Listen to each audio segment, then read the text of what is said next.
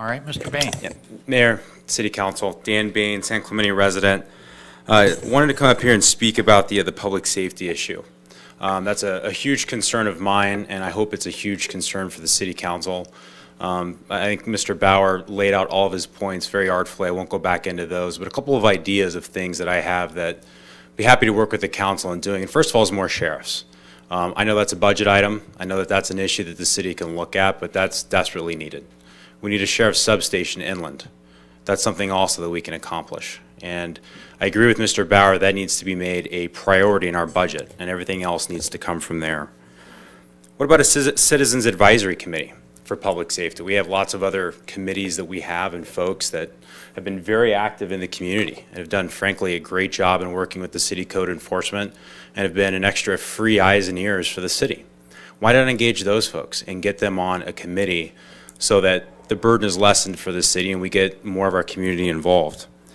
A panhandling ordinance. I was shocked and dismayed to discover that I'm not sure that we have a panhandling ordinance here, and if we do, it's not a very robust one and it's certainly not enforced very well.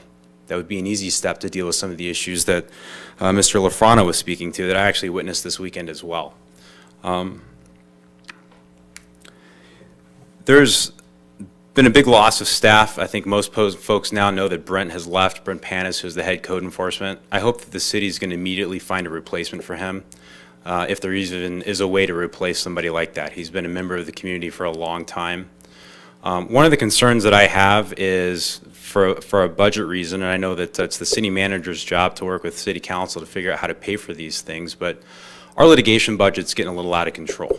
I mean, it's over $1.38 million for the first 3 months of this year. The highest that budget's ever been in the last 10 years is $990,000. We spent that in 3 months.